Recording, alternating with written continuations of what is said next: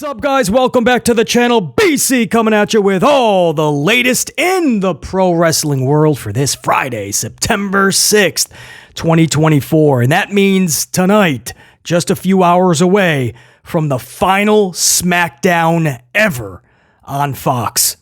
Starting next Friday, Das Boot over to cable television. SmackDown will debut on the USA Network.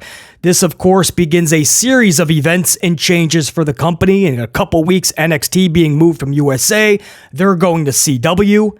At the end of the year, in just a few months, Raw is being moved from the USA Network and cable television to Netflix streaming. So these aren't just minor changes, these are massive. You got a show like SmackDown going from broadcast to cable. You got a show like NXT going from cable to CW. And then you have cable television to streaming. Never before done in the pro wrestling space to this level. So this is, these are big changes, man. I'm sure Nick Khan and WWE are like, it's going to be fine. It's going to be fine. Right? A little question mark. I think it's going to be all right. It's going to be wild, man. I got the SmackDown card for you guys, man. We're going to run down. This is a preview for SmackDown in just a few in this amped upload podcast. And also, we are going to talk Rhea Ripley for the SmackDown card, by the way. It looks like they're trying to stack the card, at least on paper. So that's not the question. The question is, are enough fans going to care about this card, right? Is there enough intrigue with this card? There is one match I'm really looking forward to. It has to do with the ladies. So we'll see. And then I got some questions about some superstars that are not even on the card tonight. I expect at least one of them to have a segment. So we'll go over the SmackDown preview in just a little bit. We're going to talk Rhea Ripley ripping the fans yet again. It's probably not news to a lot of you guys, right? Rhea Ripley has a love-hate relationship with fans in general. But there's some morning she wakes up and she's just old school stone cold. Ain't doing it. Not today.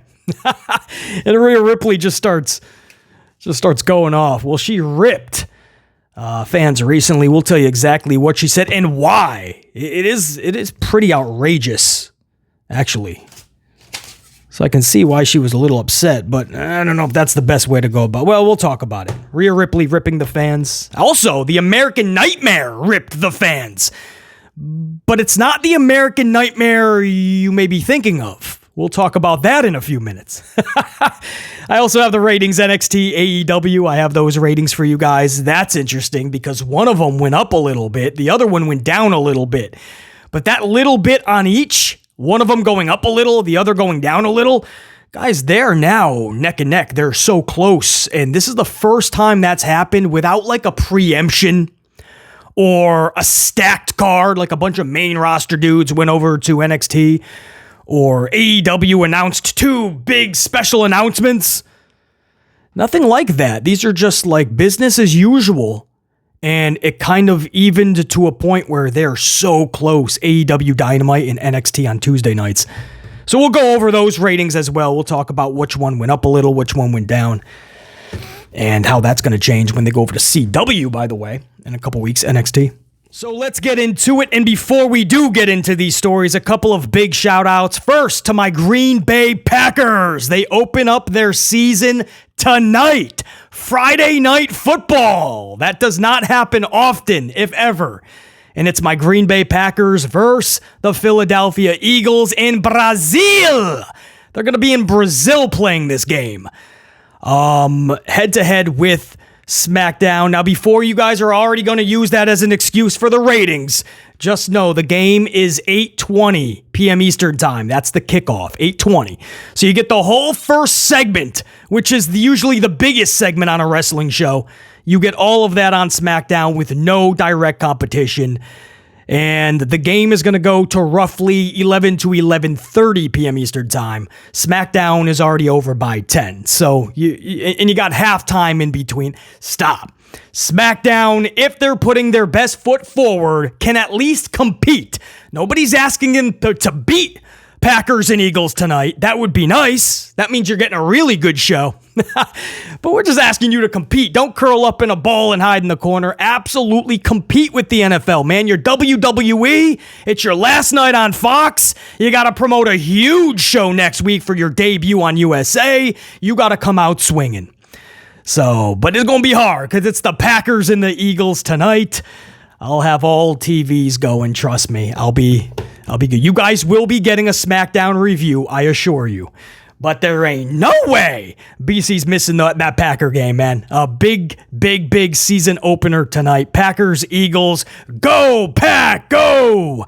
And a second big shout out over to channel subscriber and channel member Rob Reverne with a big super thanks super chat in yesterday's upload. Down in the comments below in the thanks option. A big super thanks, super chat, bunch of coffees chucked to the channel. Rob Reverne, shout out, much respect, big thanks, dude. Keeping the coffees flowing, keeping BC amplified for sure. Big thanks. And also to every channel member, much love and respect because we are getting closer to debuting those golden coffees, man, for 2-year members. We're just a couple 2-3 months away. The gold coffees as the badges after your names. I can't wait to debut those, man. It looks good. I'm hoping it looks good after the names. All right, let's get into it, man. First story, it's Rhea Ripley. No, let's go Cody Rhodes. You want to go Rhea Ripley? No, let's go. Yeah, let's go Rhea Ripley. Why not? So Ripley recently flipping out at fans. Now, some people think these are Morgan fans. I don't know. I feel I'm a big Liv Morgan supporter.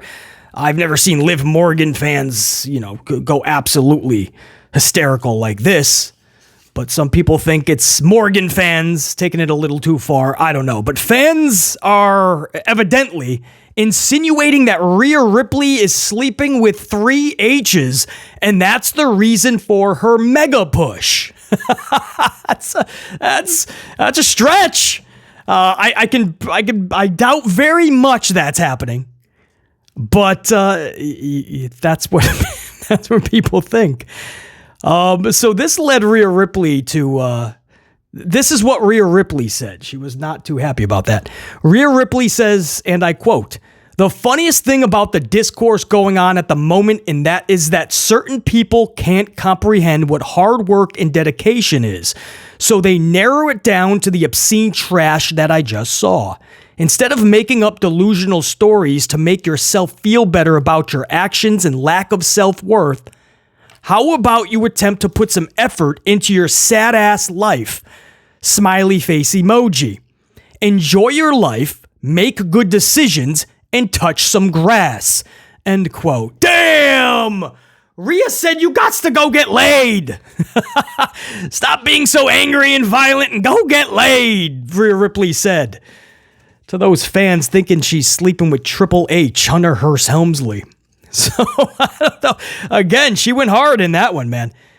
She said, instead of making up delusional stories to make yourself feel better about your actions and lack of self-worth, how about you attempt to put some effort into your sad-ass life, enjoy your life, make good decisions, and go touch some grass. Woo! Rhea Ripley. This is not the first time she absolutely unloads on fans, man. She just... There is when she gets up in the morning, there is a fine line. If she feels that fans have crossed it, she's just going to lay into them, man, at least verbally. So, Rhea Ripley, man, ripping fans again. That wasn't it either. Check this story out. The American Nightmare is ripping fans, but not who you think. It's not Cody Rhodes. It's not Cody Rhodes. See, Cody Rhodes, WWE, and Fanatics are all being sued by musician Wesley Isold, the vocalist of a band called American Nightmare. And Cody is now being sued with the WWE and Fanatics for breach of contract on an agreement that they had with Rhodes and AEW. Now, that's interesting, right? Because this was back AEW. This goes back to what they say, 2021, I think this agreement was made. The original American Nightmare trademark was filed by Wesley Isold In 2016, a couple years later, is when Cody tried to go for it. And then in 2021, AEW, Cody Rhodes came to an agreement. Well, he's not with AEW anymore. But just because you're not with AEW doesn't mean that you can now infringe on that trademark. So, I don't know. Maybe Cody was thinking, it's technically not the same contract. But Rhodes had paid Wesley, back when this deal was made in 2021, Rhodes paid Wesley $30,000 and had certain restrictions with the name on merchandise. In other words, like the name Rhodes or Cody had to be like 75% bigger than like American Nightmare, for instance. That could not be the biggest part of the shirt, American Nightmare. It cannot be. And you also had to have the name Cody Rhodes with American Nightmare, just so you can distinguish that that's not the band. And apparently that was the breach in contract. Now you're just seeing American Nightmare merch, and some of it doesn't even have Cody Rhodes on it, or just Cody. None of it. So the band now, in this Wesley Isold, is saying that their fans are accidentally buying Cody Rhodes merchandise, and it's not authentic American Nightmare, the band merch. So I don't know. I mean, isn't that I was going to say, isn't that a good thing? But the band wouldn't be getting any money. It would be WWE. So I guess if you have fans of the band, I guess they are just giving WWE their money. So I guess I would be pretty upset. Anyway, fans, of course, of Cody Rhodes especially, but wrestling fans were like, dude, come on, this is a stupid money grab. It ain't gonna work. Stop. It's Cody Rhodes. Just get a rub from it. So then this led the American Nightmare lead vocalist Wesley Isold to say the following. He kind of, I don't know if he won over any fans with this. Wesley Isold says, and I quote, "Listen, you fucking dolts. I already own the name. Doesn't matter who you like. They licensed it from me, and then they violated that agreement." End quote. Yeah, you dolts. Dolts. I haven't heard that one before. He called the fans, he said, "Listen, you fucking dolts." It's adult. Like an adult? Isn't that a compliment, right? Like if these are kids bashing this lead singer, bunch of kids, right? And they're trashing Wesley Isold, and he just called them a bunch of adults. Listen, I don't know, man. That's Cody Rhodes, WWE and Fanatics' new lawsuit with American Nightmare. I mean, it does sound like a breach of contract. That's going to be thrown out in court quickly, right? Or a decision's going to be made, because WWE is going to be like, all right, yeah, we'll settle this outside. We're not going to prolong this, because I don't think WWE can win here. As stupid as this may sound, it does sound like the name is fully trademarked. They did have these stipulations in play. Or was there wording in their original agreement that when AEW and Cody part ways, so does that agreement? In which case a new agreement would have to be formed. But that would be up to Cody to make sure it happens, right? American Nightmare, the band, doesn't have to do that because they already own the trademark. So they don't have to cut any deal with Cody. So it doesn't matter what happened with AEW. Yeah, I don't see how Cody would win this. And that is a strong name. I mean, that is his identity, basically, right? The American Nightmare, Cody Rhodes. So does WWE just throw a bunch of money at the band, maybe? And the band takes it? Or does the band is just going to stand on principle and go, no, in fact, because we feel you breached and disrespected us, now you can't even use it, period.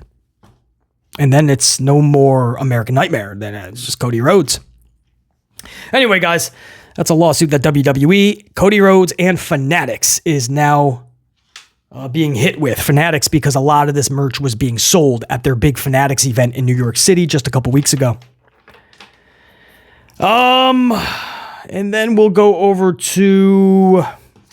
Should we talk some ratings? So listen to this. This is interesting. NXT and AEW's rating for this week. NXT's rating this week was 631K. This is up 16K from just last week's 615. So 615 last week, 631. Slowly but surely, this is what you want to see. Next week, try to inch closer to 650. Let's start the conversation of 675. In a couple months, start talking 700,000 viewers. Or is CW going to flip everything upside down? Is it going to take a while for fans to navigate? Is it going to drop back to like 500,000? Is CW going to do wonders for this show and it starts off at 750 and settles in immediately at about 700? Nobody knows right now what the CW is going to do for NXT and vice versa. But it did go up to 631. AEW Dynamite this week went from 660,000 or 697 last week, I should say, to 660,000 this week. So AEW Dynamite dropped 37,000 viewers. 697K last week, 660 this week. And guys, for the first time that I can remember, with just business as usual, you have NXT at 631, AEW at 660. Guys, they are now 29,000 viewers away from one another. 29,000. The straight up way.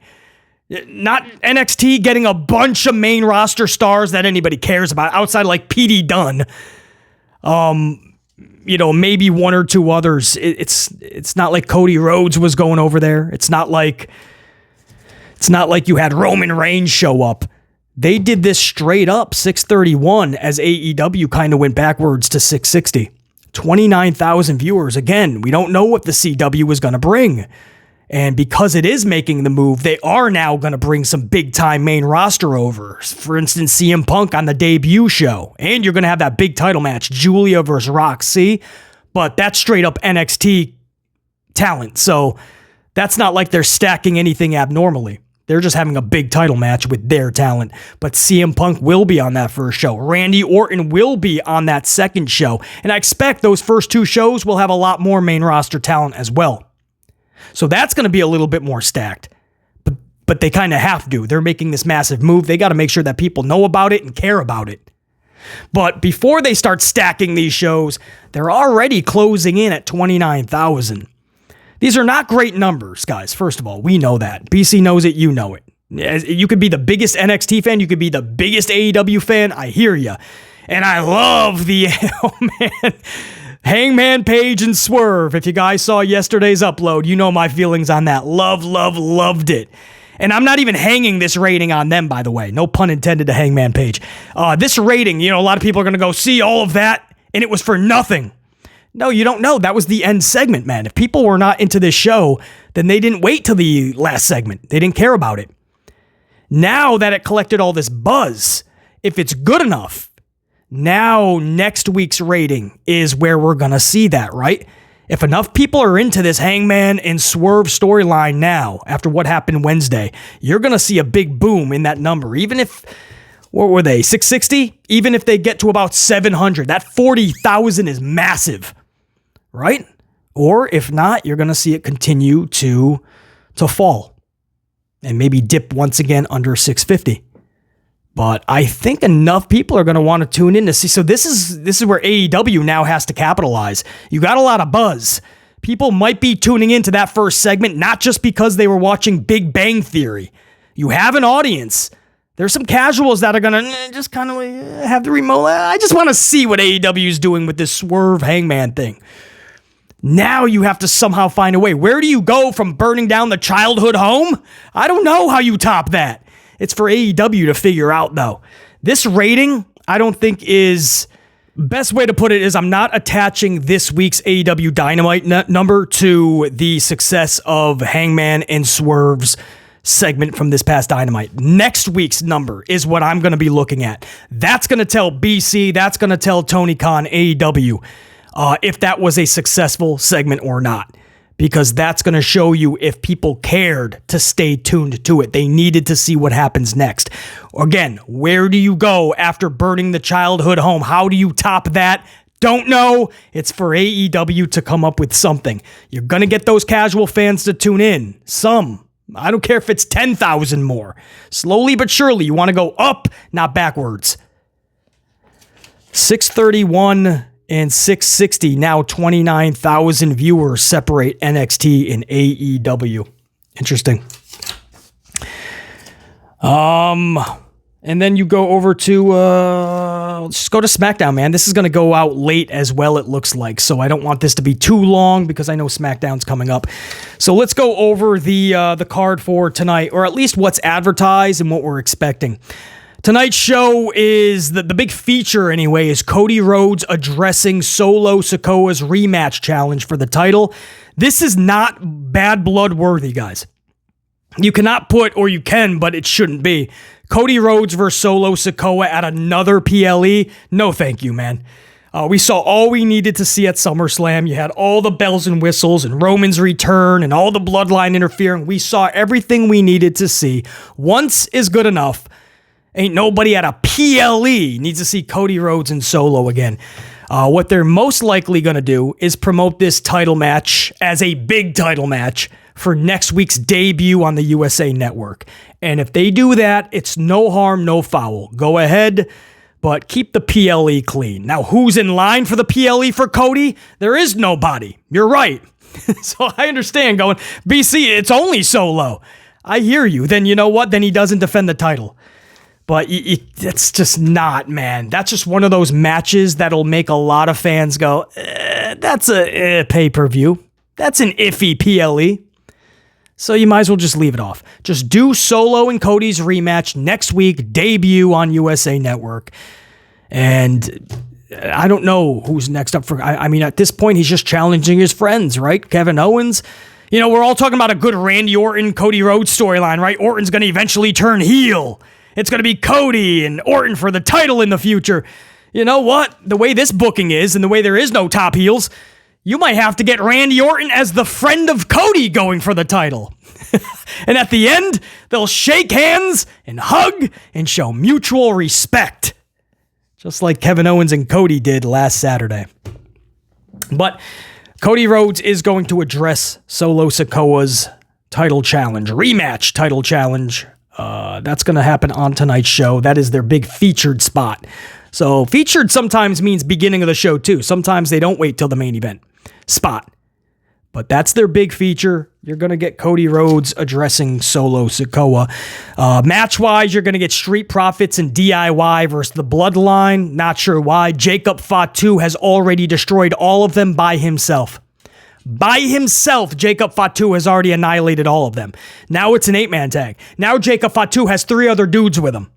So I don't see how realistically, if you're going to book him like that, how you're now going to book an 8-man tag, and we're supposed to believe that Profits and DIY actually have a chance. Right? We know up front they do, but the booking is telling us no, they don't. Realistically, they don't. Jacob Fatu can take all 4 of them on and still win. But that's the 8-man tag you're going to get tonight. Bayley versus Tiffany time. Tiffany Stratton. This is the match I'm looking forward to. I really think this should be good. I'm not saying it's going to be like 5, 6 Melty Boy stars. I'm not saying we're all going to yell, this is awesome 18 times during a match and then talk about how amazing the match was afterwards on the social doohickey machine. No, I'm just saying story-wise, like actually caring about the individuals in it. I'm kind of into this, man. Bayley and Tiffany Stratton. Something about those two together having a match. I'm down with it. Now, is it going to end with probably Nia Jax being involved and probably Michin and who knows who else? Absolutely. It's going to be over convoluted at the end. But listen, on a card that isn't doing too much for BC, like Cody calling out Solo, after all these months, we're still doing that. Profits and DIY in an 8-man tag with Bloodline. Let BC enjoy Bayley and Tiffany time, please. Giovanni Vinci is returning tonight. I thought they put up a vignette that he was returning to NXT. Wasn't that at No Mercy? There was a Giovanni Vinci returns. I didn't think it was to SmackDown, but they're advertising Giovanni to return tonight. They better have a plan, or else the crowd, you're going to hear this from the crowd if WWE does not have a plan for Giovanni Vinci. Ready? You're going to hear this.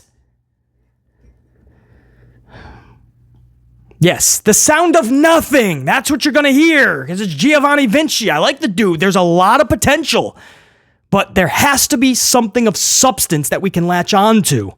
Or else we're just seeing Giovanni Vinci have wrestling matches. You know, you're doing them dirty if you're just going to bring them back to NXT. Meanwhile, Ludwig Kaiser and Gunther get all the shine over here.